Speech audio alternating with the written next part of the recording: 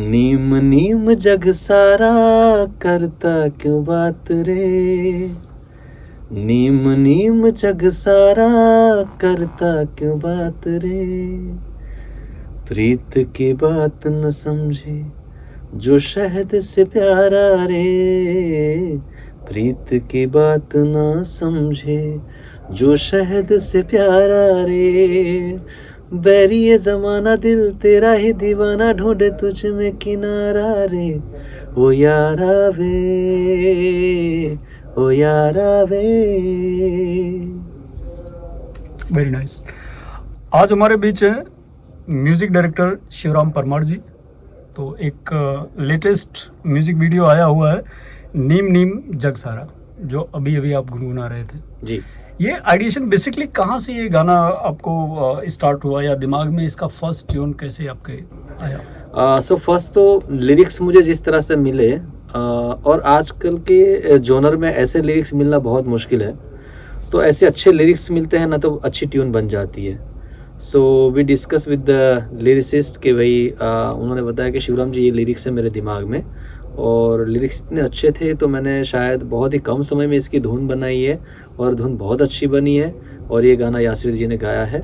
बहुत मीठा सा गाना है जो अभी के ट्रेंड के हिसाब से चलने वाला गाना। लिरिक्स पहले से था और उस पर आपने जनरली मैं काम इस तरह से ही करता हूँ, मैं कभी ट्यून बना के उस पर शब्द फिट नहीं करता हूँ। मैं कोशिश करता हूँ कि पहले लिरिक्स आए मेरे पास, और लिरिक्स क्या मांग रहा है।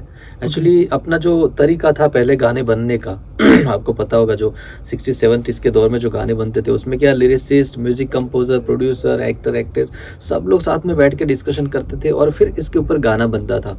सो बेस्ट वे यही है कि लिरिक्स आपको पहले मिले और लिरिक्स के हिसाब से आप गाने को कंपोज करें।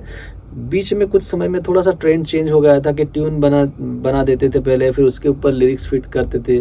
तो ये तो ऐसा होता है कि पहले इंसान बन गया और फिर उसमें रूह डाल दी, ऐसा नहीं है। पहले रूह बनती है फिर उसके ऊपर बॉडी बनाई जाती है, राइट। इस तरह का कुछ यूनिवर्सल लॉ है, तो मैं भी उसी को फॉलो करता हूँ कि कंप्लीट लिरिक्स आ जाए मेरे पास। फिर लिरिक्स क्या चाहते हैं, लिरिक्स शब्द क्या चाहते हैं, वो अपने आप एक धुन चाहते हैं और धुन अपने आप वो निकल जाती है।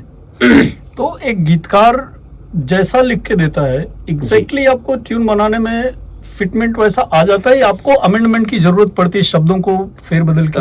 होता है कई बार एक 5-10% जितना हम लोग चांस लेते हैं और डिस्कशन करते हैं कि यहाँ पर कुछ शब्द इसकी जगह और कोई शब्द, या इस शब्द को छोटा करके या इस शब्द को बड़ा कर सकते हैं।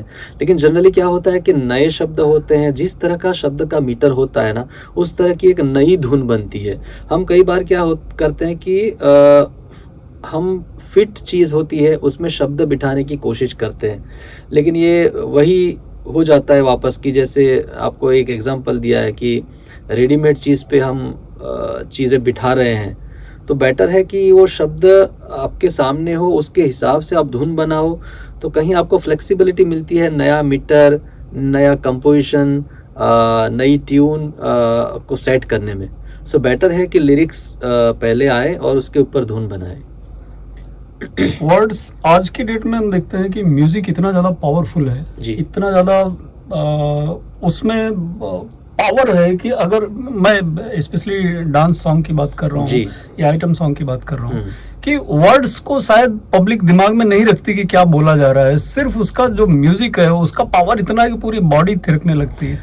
हाँ, तो उसके ऊपर बात करेंगे हम। तो बेसिकली क्या है कि एक दौर था जो जब पहले शब्द को प्राधान्य देते थे हम लोग, फिर सिंगर को प्राधान्य देने लगे, फिर उसके बाद म्यूजिक को प्राधान्य देने लगे, और अभी का जो दौर है वो रिदम मतलब बीट्स को हम प्राधान्य देते हैं, राइट। सो आजकल के जनरेशन को ज़्यादा थिरकने का मज़ा आता है। पहले के जनरेशन थोड़ा आराम से गाना सुनते थे, पीसफुल माहौल था। आजकल वो पीसफुल माहौल रहा नहीं है, राइट, क्योंकि स्ट्रेस्ड माहौल रहा है। तो स्ट्रेस माहौल में आदमी को क्या चाहिए कि उससे बाहर निकलने के लिए थिरकने की ज़रूरत पड़ती है, वो चाहिए भी अपनी लाइफ में, क्योंकि पूरा दिन इतना स्ट्रेस लेके चलते हैं। तो अभी का जो समय है वो बीट प्रधान वाला जो समय है, तो ज़्यादातर बीट पे काम होता है आजकल। इवन आप वेस्टर्न म्यूज़िक पे देखोगे तो वेस्टर्न म्यूज़िक में भी ज़्यादातर बीट्स पे काम होता है, फिर जाके उसके ऊपर लिरिक्स और कंपोजिशन सेट होते हैं। पहले के जितने भी गीतकार हैं, मजरू साहब हों, गुलजार जी हों, या जो भी उस समय के थे 80, 90 या 70 के दशक वाले जी, लोग, गीतकार को भी बखूबी याद रखते थे कि गाना लिखा किसने है। आज के दौर में अगर हम 2023 की बात कर रहे हैं तो गाने तो याद रख लेते हैं लोग, अगर हिट हो गया गाने याद रह जाते हैं, शायद टू द एक्सटेंड, हाँ, सिंगर को भी याद रख लेते हैं, लेकिन लिरिसिस्ट को याद रख पाना, आज के गानों के लिरिसिस्ट अगर कोई पूछ ले अचानक से, कोई भी सुपरहिट गाना आज का दे दिया जाए और पूछा जाए किसने लिखा है, तो किसी को, तो आज की जनरेशन शायद है कि वो नहीं समझ पाएगी, क्या बोलूं, ये पता नहीं है। ऐसा क्यों हुआ कि वो एक अहमियत, मेन तो वही है जिसने शब्दों में पिरोया है उसको, गाने को, जिसके दिल से सबसे पहली बार वो थॉट निकला है। जी। और आज वही शायद उतने याद नहीं किए जा रहे हैं। क्या वजह, क्या देखते हैं? पहले के, देखो इसमें बहुत सारी चीजें मायने रखती हैं, क्योंकि पहले के समय में शायद इतना प्रोडक्शन भी नहीं था, इतने लोग भी शायद बॉलीवुड में काम नहीं कर रहे थे, बहुत जूझ लोग काम कर रहे थे। दूसरा क्या, शायद बॉलीवुड की वजह से, आज मीडिया की वजह से आर्टिस्टों को, क्रिएटिविटी को बहुत चांस मिलता है, राइट। प्रोडक्शन भी इतना बढ़ गया है, कंपटीशन इतनी बढ़ गई, गाने इतने आ रहे हैं, फिल्में इतने आ रही है, तो कंटेंट वाइज भी अगर देखने जाए तो हर पिक्चर में 3-3, 4-4 लिरिसिस्ट रहते हैं, कितने गाने आ रहे हैं, कितने लिरिसिस्ट मार्केट में आ रहे हैं। तो ये वजह हो सकती है कि उस समय शायद कंटेंट भी इतना कम बन रहा था, इसलिए हमें याद है कि वो किसने लिखा हुआ है। आज कंटेंट इतना बन रहा है, इसलिए हमें शायद याद नहीं कि किसने लिखा हुआ है ये गाना। लेकिन फिर भी अगर कोई गाना मार्केट में हिट कर जाता है, बूम कर जाता है गाना, तो डेफिनेटली कोई ना कोई सोचेगा कि ये गाना किसने लिखा हुआ है।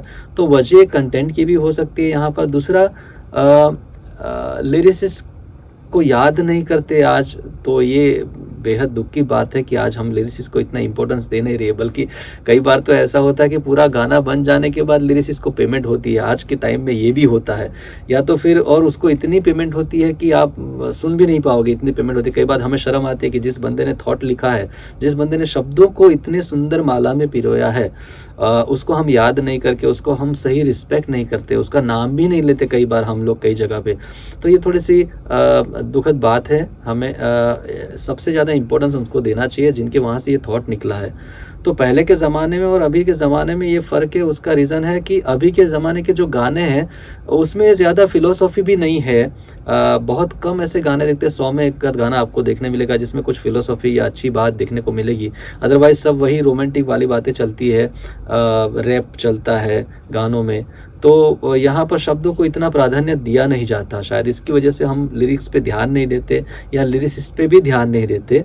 बल्कि पहले के समय में गाने आप देखोगे तो कुछ गाने ऐसे हैं जो आदमी की ज़िंदगी को बदल देते हैं। अगर वो गाने अगर आप सुनेंगे तो बहुत ऐसे गाने हैं, दौलत और जवानी एक दिन खो जाती है, तो कितनी सुंदर लाइन है ये गाने में भी। ऐसे बहुत सारे गाने हैं, फिलोसॉफिकल गाने हैं। तो उसकी वजह से आदमी, वो गानों की वजह से आदमी अपने जीवन में कुछ चीज़ें उतारता है और वो लिरिसिस्ट को भी याद रखता है कि भाई ये किसने लिखा हुआ है। क्योंकि मैं एक एग्जांपल दूंगा, मैं जब पंडित नरेंद्र शर्मा के वहाँ पर काम करता था तो उनके गानों में बहुत सुंदर सुंदर बातें लिखी होती थी। वो ज़्यादातर राम और कृष्ण के ऊपर ही लिखते थे, जिन्होंने ज्योति कलश चल के लिखा हुआ है, यशोमती मैया से बोले नंदलाला, ऐसे गाने लिखे हुए हैं। तो कितनी सुंदर बातें लिखी है, तब जाके हमको लगता है कि ये कितने गुणी लोग थे। नो डाउट आज भी गुणी लोग हैं मार्केट में, गाने लिखते हैं, लेकिन शायद वो शब्दों के ऊपर उतना ध्यान नहीं देते, या तो शब्दों को इतना प्राधान्य नहीं देते शायद, और कुछ भी चीज़ों को तोड़ मरोड़ के बना देते हैं।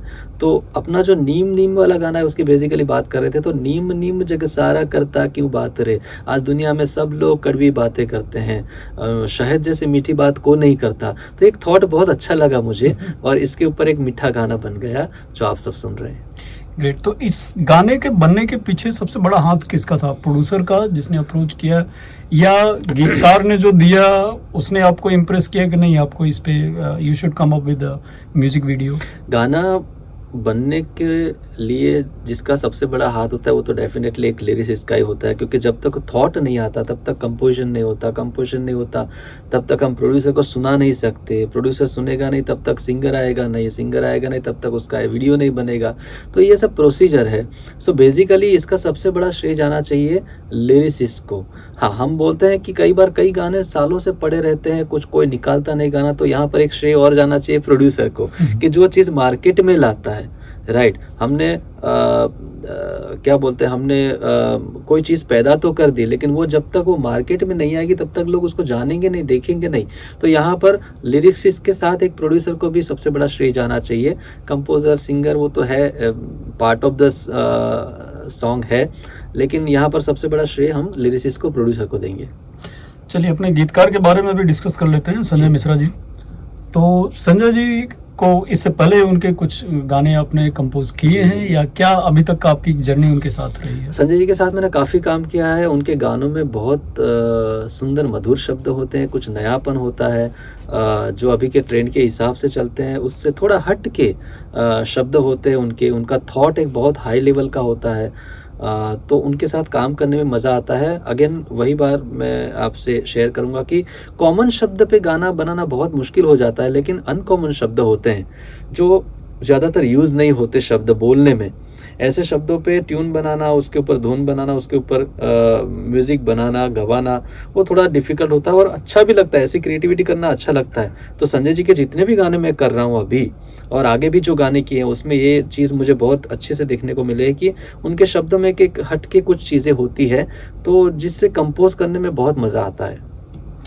एक दौर था जब लाइव ऑर्केस्ट्राज होते थे, टेक्नोलॉजी इतनी नहीं थी जो आज है जी। तो वो जो दौर था, live orchestra, hundreds of people violins लेके, पियानो लेके, सब अलग अलग वाद्य यंत्र के साथ में जो होता था, और आज जो कंपोजिशन कंप्यूटर्स पे हो रहे हैं, टेक्नोलॉजिकली यूज किए जा रहे हैं, उसमें आपको कौन सा बेहतर लग रहा है, या क्या ये चेंजेस को आप किस तरीके से लेते हैं?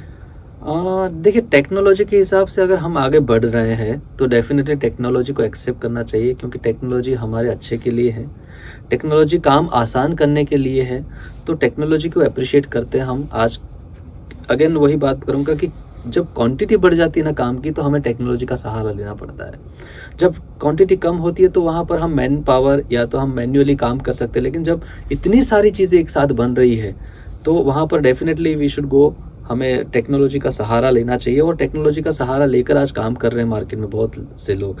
फ़र्क इतना है कि जब आप टेक्नोलॉजी को प्राधान्य देते हैं, जब आप इतना इम्पोर्टेंस देते थे, तो वहाँ पर फीलिंग्स काफ़ी मर जाती है, राइट। जैसे आदमी काम करेगा, खाना पकाएगा तो उसके अंदर भाव होगा, लेकिन वही खाना अगर मशीन पकाएगा तो वहाँ पर भाव नहीं होगा, राइट। डेफिनेटली हेल्प तो लगेगी यहाँ पर। तो पहले के गानों में आप जो अटैचमेंट एक दूसरे के साथ था, एक इमोशन जुड़ा हुआ था गाने के साथ, आदमी का आदमी के साथ, आर्टिस्ट का आर्टिस्ट के साथ जो एक इमोशन जुड़ा हुआ था, वो शायद इमोशन हमें कम देखने को मिलता है आज के गानों में, आज के म्यूज़िक में। तो 200 आदमी एक साथ बैठे हैं, बातें कर रहे हैं, डिस्कशन कर रहे हैं, म्यूज़िक के ऊपर डिस्कशन चल रही है, हर आदमी अपना बेस्ट इनपुट देने की कोशिश करता है, तो डेफिनेटली वो इमोशन जुड़े होते हैं गाने के साथ। सिंगर साथ में गा रहे हैं तो उनका भी एक इमोशन जुड़ जाता है वहाँ पर, क्योंकि इतने सारे लोग काम कर रहे हैं, राइट। अभी के ट्रेंड में क्या है कि कई बार तो ऐसा होता है कि मेल सिंगर को पता भी नहीं चलता कि फीमेल सिंगर कौन है इसमें, और फीमेल सिंगर को पता नहीं चलता कि इसको कंपोज किसने किया है, कंपोजर को पता नहीं चलता कि इसमें कौन सा इंस्ट्रूमेंट किसने बजवाया है। तो इस वजह से ना क्या होता है कि एक इमोशन जो बॉन्डिंग होता है गाने के साथ, वो कम हो जाता है यहाँ पर।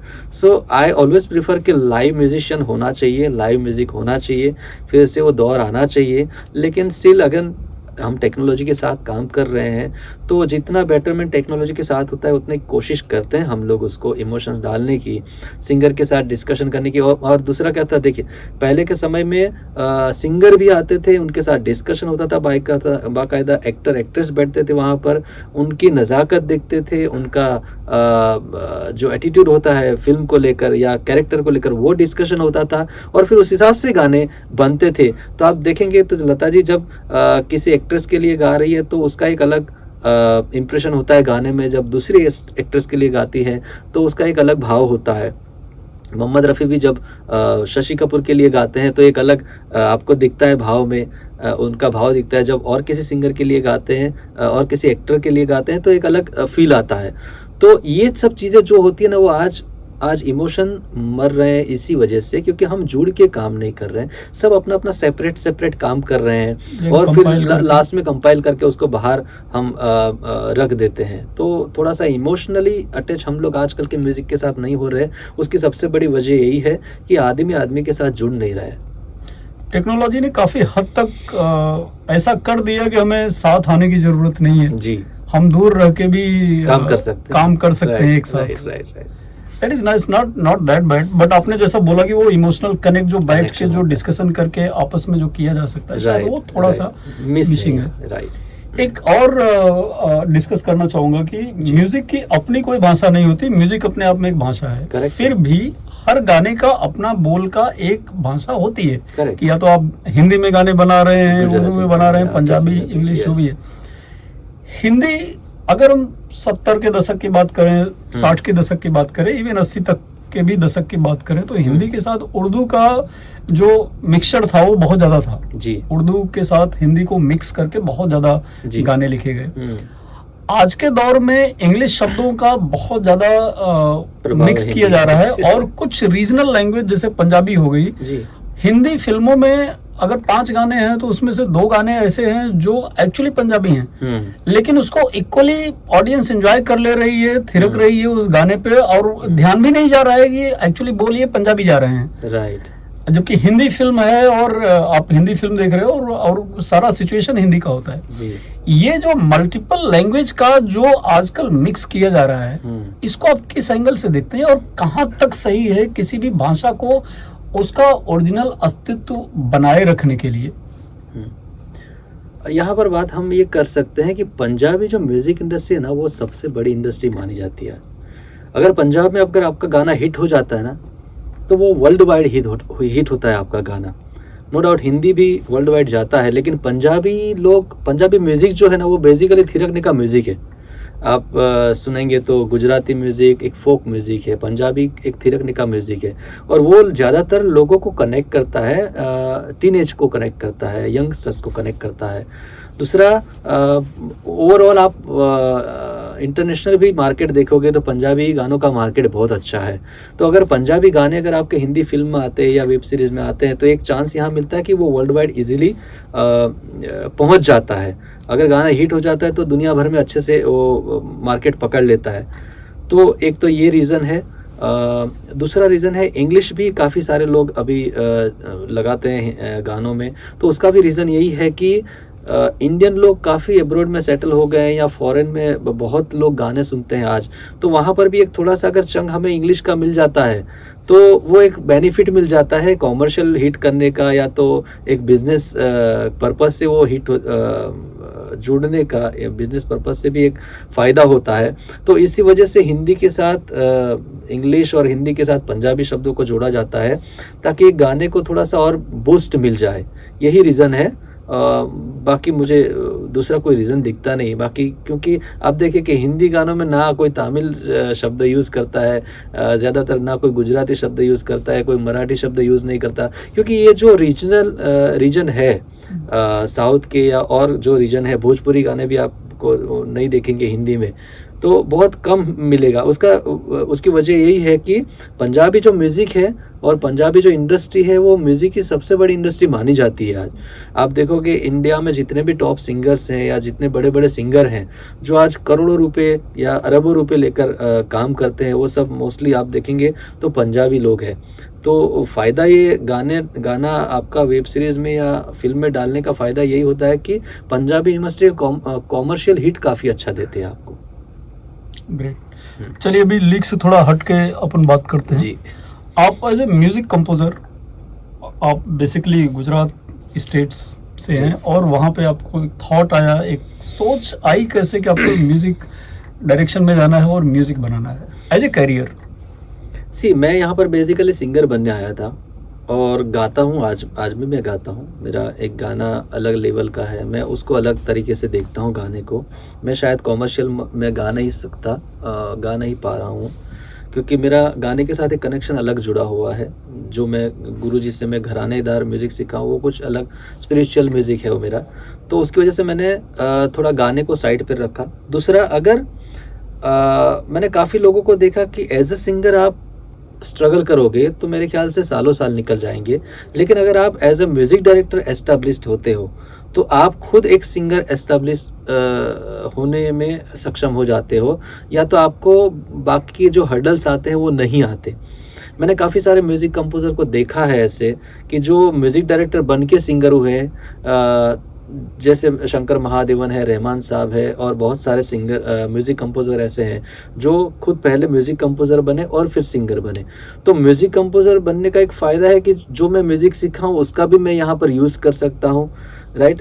कुछ नई चीज़ें मेरे अंदर से क्रिएटिविटी होती है वो क्रिएटिविटी निकट है। हाँ, बहुत सारे अनु मलिक जी ने काफ़ी गाने गाए हैं, या बप्पी लहरी साहब ने काफ़ी गाने गाए हैं। तो उसका एक बेसिक यही रीज़न है। अगर मैं एज अ सिंगर अगर यहाँ पर भटकता, मैं काम ढूंढता, तो बहुत बड़ी कंपटीशन है सिंगर में। आप गली गली में सिंगर मिल रहा है, घर घर में सिंगर आज अवेलेबल है, तो इसमें ज़्यादा स्ट्रगल है। तो मैंने सोचा कि शायद स्ट्रगल कम हो जाए और एज अ सिंगर भी अपने आप को कभी ना कभी मार्केट में अच्छे तरह से मैं रख सकूं, और उस हिसाब से मैंने म्यूज़िक कंपोजिंग का ये जो ऑरा है मैंने चुना। म्यूज़िक प्रोग्रामिंग भी करता हूँ मैं, म्यूज़िक कंपोजिंग भी करता हूँ मैं, और गाता भी हूँ मैं, और बाकी बहुत सारी चीज़ें अभी आगे होने वाली है, उसके बारे में डिस्कशन करेंगे डेफिनेटली। तो अभी क्या लेटेस्ट अगर फ्यूचर प्लान, एकदम लेटेस्ट प्रोजेक्ट्स की बात करें जो भी अपकमिंग आपके हैं, कुछ अगर शेयर करना अपकमिंग तो काफ़ी बड़ा लिस्ट है।